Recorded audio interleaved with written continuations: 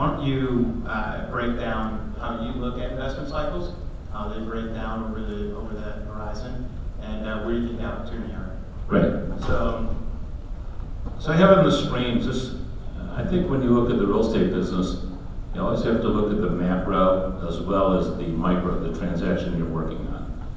Because the vintage, the period which we invest, has a big impact on your returns.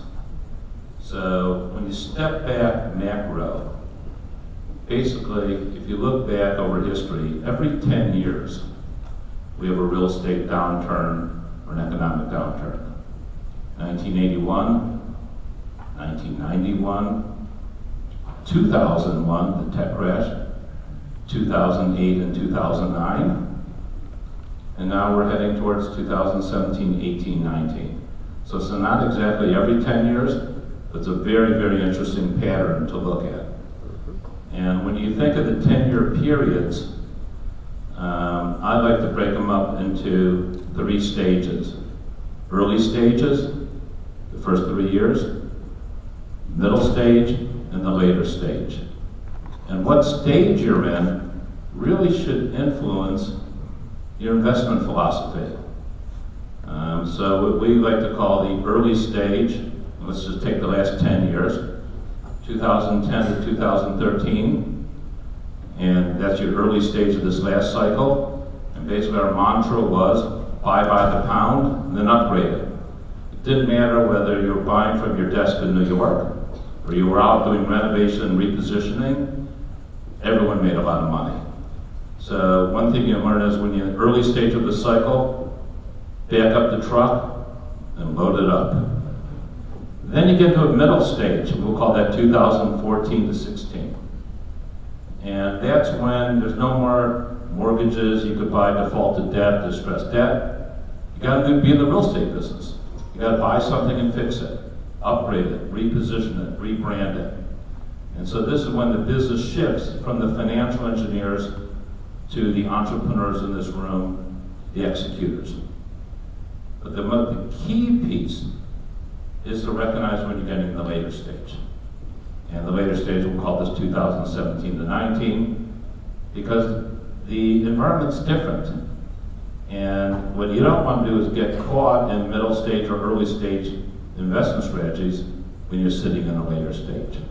So the one thing we look at, this is sort of an interesting chart. You know, the early stage of any period, 10 to 13, you buy by the pound, upgrade, you buy distressed debt, you do recaps, you do light value add. Get to the middle stage, your incomes are starting to rise, rates went down, you need value add to make money. So you do light to moderate value add repositionings, you do new development, you pre-lease credit, and maybe starting to do some preferred equity. Now we're in the later stage, 2017 to 19.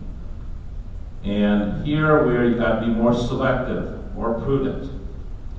Number 2, the NOIs may be increasing, but they're increasing at a much less rate. Number 3, you got excess supply. I mean, I listened to the first few panels. I mean, you know, come on guys, let's quit selling our book, okay?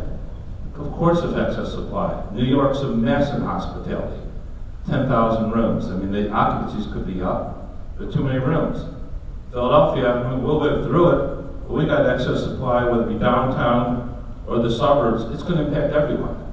Because when you have excess supply, you drop rates. So no one's immune. And then you have what I'll call asset bubble pricing. The biggest risk you have today, people say, what's the biggest risk? Is to buy assets at a high, these 20 times cash flow, 25 times cash flow. Truthfully, the only one who makes a lot of money there is the sellers. All the value add input, you give it to the sellers. So the risk you take is buying things at a high multiple and getting whipsawed when the interest rates go up. So as an investor, you got to step back and say, where are we in the cycle and how does that dictate our philosophy? So for us, we're now in a period where we seek safety, security, simplicity. We will not do a massive new development now. 3 years from now, when you go into excess supply and potential rise in interest rates, why would you take that risk? You just, to me, there's times to do it and times not to. And so for us, we move up the capital structure now. We look at preferred equity. We look to pre-lease credit. If I could get a credit lease that get me through a downturn, I love that. Selective value add, and then we have a philosophy called excess supply. Let's target those 10 or 12 markets where there's too much supply, because we know in 18 months, we may not buy it back in foreclosure, but there's going to be an opportunity to recap existing debt, because the debt's not going to be able to be supportive of the NOIs when you're in an oversupply situation. And then what you're really preparing for is the next round of early stage.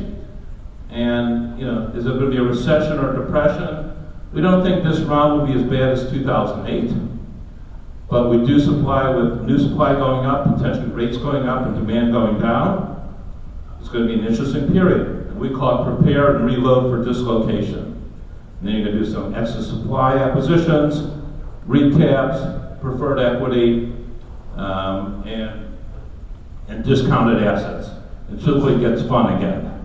So there's no exact dates, but as you create your portfolio or your investment philosophy, it's really important to take the macro in context and learn what we've learned the last 10, 20, 30 years.